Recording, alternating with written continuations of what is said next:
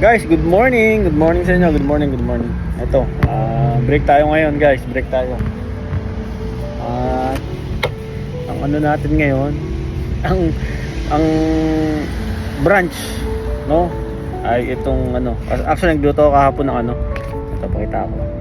Ng beef steak, yan. Luto tayo ng beef steak kahapon. May mga ano, may mga natira.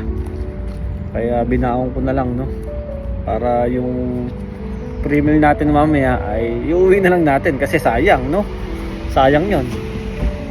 Pwede naman tayong mag-uwi ng ano, except ano nga lang, except yung mamahalin like yung beef, salmon, gano'n. So pwede nating iuwi yon at syempre kainin na lang mamaya sa bahay, no. At sayang naman kung ano, kung di natin gagamitin yun, di ba? Pribilehiyo natin yun, guys. Kaya, di ba? Para makatipid-tipid din. At nakakasawa na rin kasi yung ano. Nakakasawa na rin actually yung mga pagkain namin dito. Kaya as much as possible, kung merong ano, merong sobra-sobra namang pagkain sa bahay, imbis na mapanis or masira or itapon, di ibabaon na lang natin, no? At yung ano natin, staff meal natin, iuwi na lang natin. So,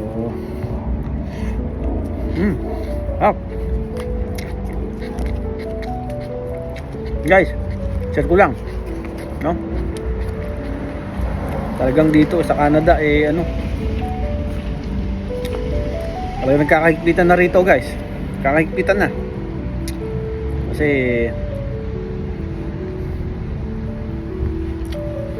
medyo ano rin, medyo pati kami medyo ano rin, medyo naapektuhan din. Pero siyempre naniniwala tayo na hindi tayo pababayaan ni Lord, di ba? Tama yan. Yan talaga yung dapat nating isipin, no? Kasi marami kong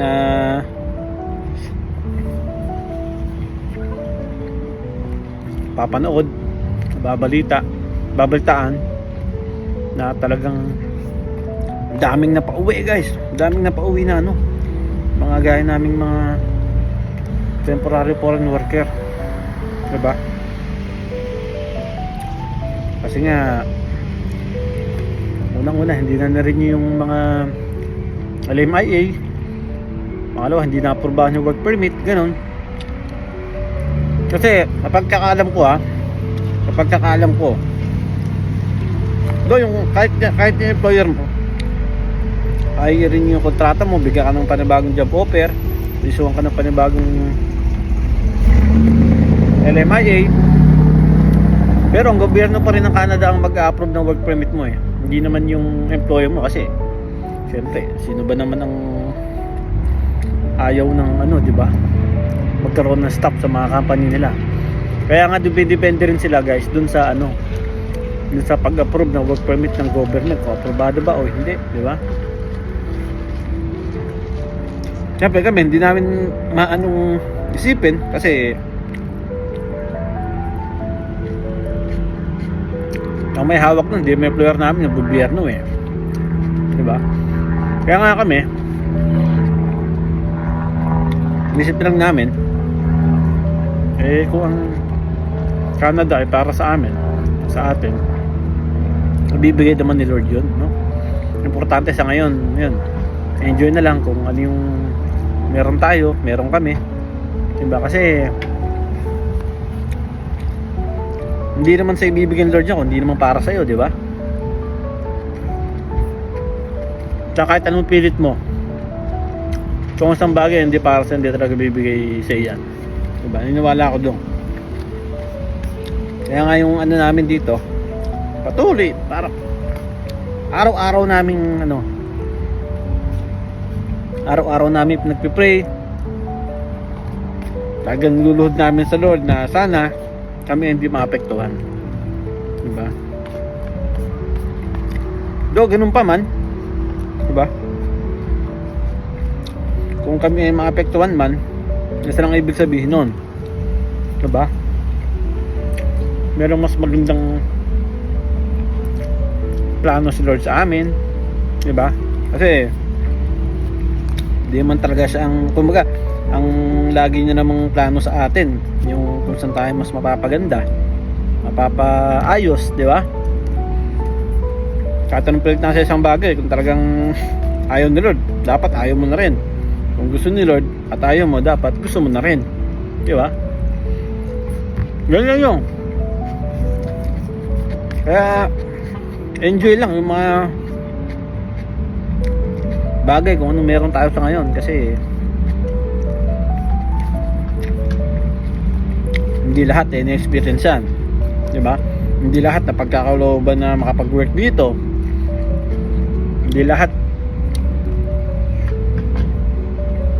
na pagkakalooban ng mga dinadanas namin dito, di ba? Kaya super blessed pa rin kami, kasi siyempre kahit pa paano makapagtrabaho kami dito sa Canada, experience namin ng Canada, kumbaga bonus na lang kung sakali man pinagpagkaloob ni Lord na tayo ma-PR, bonus na yon, di ba? Pero siyempre hanggat na andito kami, ay lalaban pa rin natin, di ba? Sa tulong ni Lord, di ba? Kasi malay mo, di ba? Malay natin,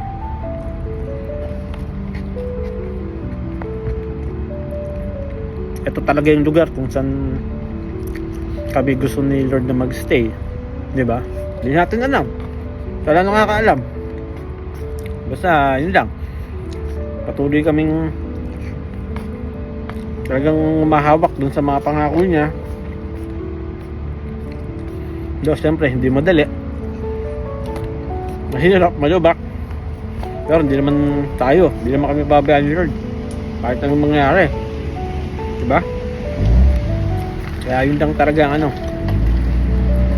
kahit sa mga natin, sa mga viewers natin, sa mga followers natin, talagang may same scenario, same na status, same estado na meron kami sa ngayon.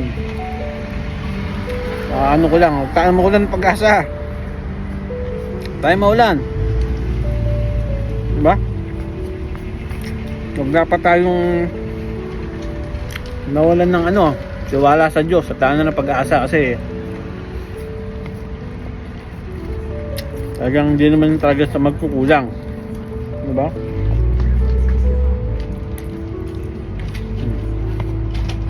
Yun lang yun.